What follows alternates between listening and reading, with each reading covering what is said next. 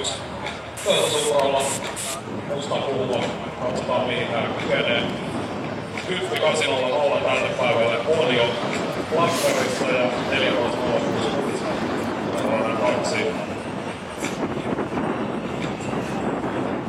Luistellaan tyhjiä.